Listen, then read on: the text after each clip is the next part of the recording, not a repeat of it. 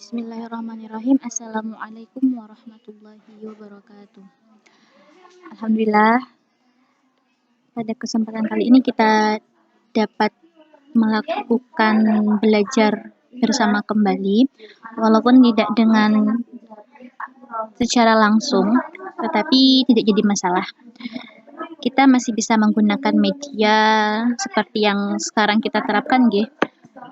Karena belajar itu tidak harus berada dalam kelas, dimanapun tempatnya kita tetap harus belajar. Ya, baiklah.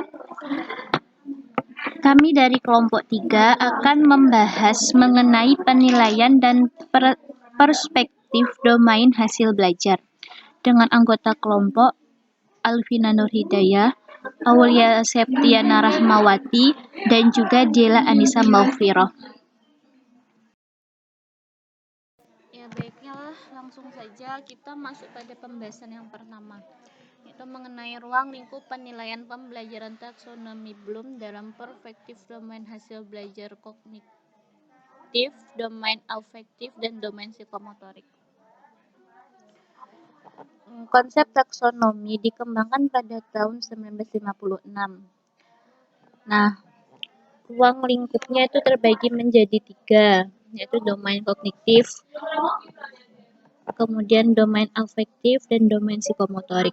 Dari ketiga pembagian tersebut akan dirinci kembali berdasarkan tingkatannya.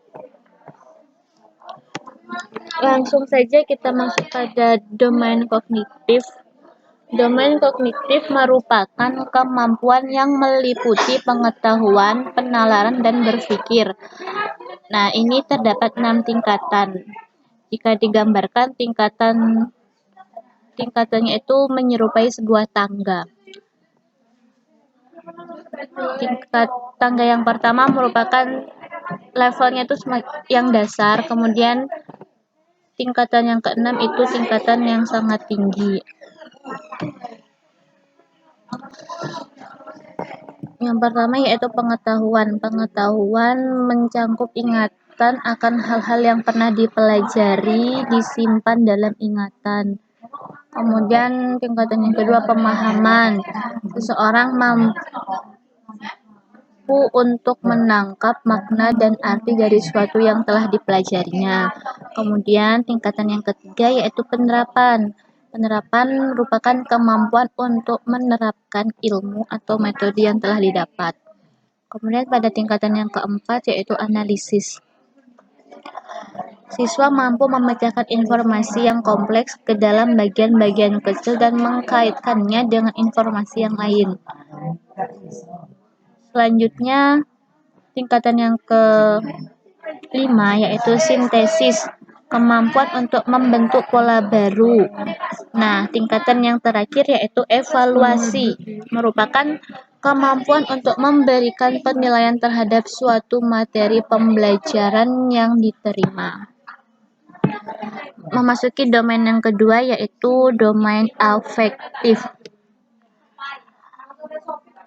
Pada ranah afektif akan membahas mengenai perasaan, emosi, dan reaksi-reaksi yang berbeda dengan penalaran.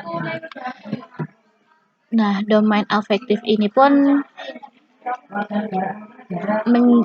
dibagi menjadi 5 tingkatan. Gambarannya sama seperti domain kognitif. Tingkatan dasar atau tingkatan yang pertama yaitu penerimaan. Maksudnya bagaimana? Seseorang peka terhadap suatu perangsang dan kesediaan untuk memperhatikan rangsangan yang diterima. Kemudian partisipasi, tingkatan yang mencangkup kerelaan dan kesediaan untuk memperhatikan secara aktif. Kemudian tingkatan yang ketiga, penentuan sikap, yaitu kemampuan untuk memberikan penilaian terhadap suatu dan membawa diri sesuai dengan penilaian tersebut. Maksudnya begini, jadi seseorang dapat menilai jika dia berhadapan kepada orang yang lebih tua, dia harus bersikap bagaimana. Kemudian jika orang tersebut berhadapan dengan di bawahnya, dia harus bersikap seperti apa. Selanjutnya, organisasi merupakan kemampuan untuk membentuk suatu sistem nilai sebagai pedoman dan pegangan dalam kehidupan. Dan tingkatan yang kelima, yang terakhir, pembentukan pola hidup, yaitu kemampuan untuk menghayati nilai kehidupan sehingga menjadi milik pribadi, menjadi pegangan nyata dan yang jelas. Jadi tingkatan yang paling tinggi itu pembentukan pola hidup. Selanjutnya, domain psikomotorik. Psikomotorik ini membahas mengenai aspek keterampilan jasmani. Ini terbagi menjadi 7 tingkatan. Tingkatan pertama atau tingkatan dasar yaitu persepsi. Kemampuan untuk menggunakan isyarat sensoris dalam memandu aktivitas motorik. Kemudian tingkatan yang kedua kesiapan, yaitu kemampuan menempatkan diri dalam memulai sesuatu, baik itu gerakan ataupun yang lainnya. Kemudian tingkatan yang ketiga gerakan terbimbing. Contohnya itu untuk melakukan suatu gerakan sesuai dengan yang diberikan. Kemudian tingkatan yang keempat gerakan yang terbiasa, yaitu kemampuan melakukan gerakan tanpa memperhatikan lagi contoh yang diberikan.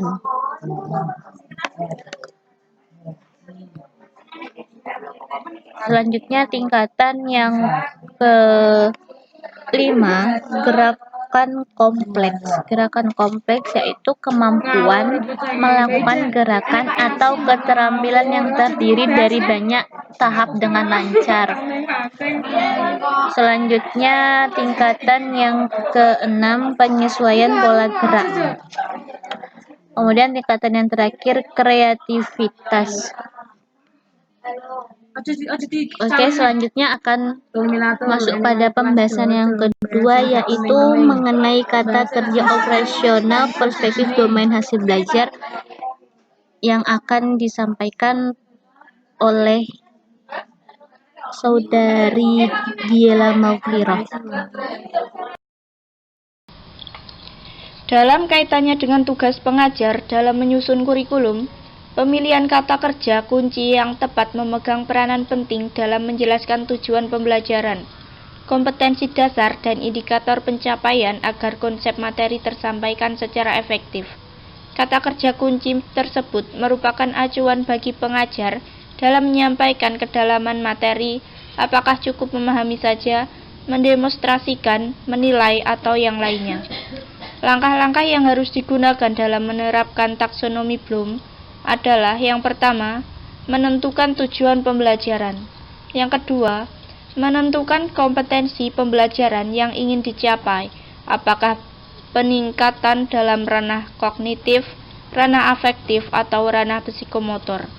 Yang ketiga, menentukan ranah kemampuan intelektual sesuai dengan kompetensi pembelajarannya. Yang keempat, gunakan kata kerja kunci yang sesuai untuk menjelaskan kedalaman materi. Yang kelima, untuk menerapkan taksonomi Bloom dalam ranah kognitif, dapat ditentukan pula model pembelajaran yang sesuai dengan mengacu pada Bloom's Cognitive Wheel.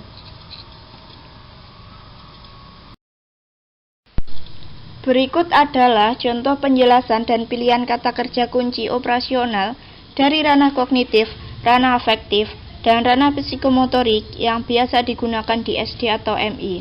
Dari ranah kognitif, yang pertama ialah mengetahui. Merupakan kemampuan menyebutkan kembali pengetahuan yang tersimpan pada ingatan.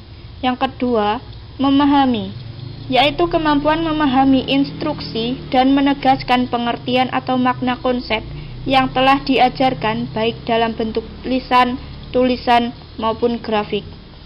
Selanjutnya, mengaplikasikan, merupakan kemampuan melakukan sesuatu dan mengaplikasikan konsep dalam situasi tertentu. Yang keempat, menciptakan atau membuat merupakan kemampuan memaduan unsur-unsur menjadi suatu bentuk baru yang utuh dan koheren, atau membuat sesuatu yang orisinil. Yang kelima, mengevaluasi atau menilai. Merupakan kemampuan menetapkan derajat sesuatu berdasarkan norma, kriteria, atau patokan tertentu. Yang keenam, menganalisis, yaitu kemampuan memisahkan konsep ke dalam beberapa komponen dan menghubungkan satu sama lain untuk memperoleh pemahaman atas konsep tersebut secara utuh. Dari ranah afektif, yang pertama adalah menerima, yaitu menunjukkan, misalnya kesadaran, kemauan, perhatian, dan mengakui, misalnya perbedaan dan kepentingan. Yang kedua, merespon, yaitu mematuhi, misalnya peraturan, tuntutan, perintah, serta berperan aktif, misalnya di laboratorium, diskusi, kelompok, organisasi, dan kegiatan yang lainnya. Yang selanjutnya, menghargai, yaitu menerima suatu nilai, menyukai, menyepakati, dan menghargai, misalnya karya seni, sumbangan ilmu, pendapat, gagasan, dan saran. Selanjutnya, mengorganisasikan, yaitu membentuk sistem nilai, menangkap relasi antar nilai, bertanggung jawab, mengintegrasikan nilai. Yang terakhir, karakterisasi menurut nilai, yaitu menunjukkan, misalnya kepercayaan diri, disiplin pribadi, kesadaran moral, mempertimbangkan, melibatkan diri. Yang terakhir adalah dari ranah psikomotorik. Yang pertama, meniru, merupakan menafsirkan rangsangan atau stimulus, kepekaan terhadap rangsangan. Yang kedua, manipulasi, yaitu menyiapkan diri secara fisik. Yang ketiga, presisi, yaitu berkonsentrasi untuk menghasilkan ketepatan. Selanjutnya, artikulasi, merupakan mengkaitkan berbagai keterampilan, bekerja berdasarkan pola. Dan yang terakhir, naturalisasi, yaitu menghasilkan karya cipta, melakukan sesuatu dengan ketepatan tinggi. Baik, yang selanjutnya yakni mengenai taksonomi Solo. Taksonomi Solo itu sendiri merupakan klasifikasi kemampuan yang dimiliki oleh peserta didik dalam merespon apa yang telah mereka amati. Taksonomi Solo itu terdapat 5 tahapan yang berbeda. Kemudian taksonomi Solo memiliki sifat yang hierarkis. 5 tahapan tersebut yakni meliputi tahapan prastruktural, unistruktural, multistruktural, relation, dan extended abstract. Yang pertama yakni mengenai tahap prastruktural. Tahap ini siswa sangatlah minim dengan informasi, bahkan tidak saling berhubungan sehingga tidak membentuk sebuah kesatuan konsep. Kemudian yang kedua yakni unistruktural. Tahapan ini peserta didik sudah mampu melihat adanya hubungan yang jelas antara konsep satu dengan konsep yang lainnya, tetapi inti dari konsep tersebut secara luas belum bisa difahami oleh peserta didik secara maksimal. Kemudian yang ketiga, tahap multistruktural. Pada tahapan ini peserta didik telah memahami beberapa komponen namun masih bersifat terpisah-pisah. Adapun kata kerja yang bisa dipahami oleh peserta didik mengenai mengurutkan, menjelaskan, dan lain sebagainya. Kemudian yang keempat, tahap relation. Tahapan ini peserta didik sudah mampu menghubungkan antara fakta dengan teori serta tindakan dan tujuan. Siswa mulai mampu menunjukkan beberapa pemahaman konsep dari suatu kesatuan konsep. Kemudian yang kelima yakni tahap extended abstract. Tahapan ini peserta didik tidak hanya memahami konsep-konsep pada luang lingkup yang diberikan oleh guru, tetapi mereka telah mampu memahami konsep-konsep di luar itu.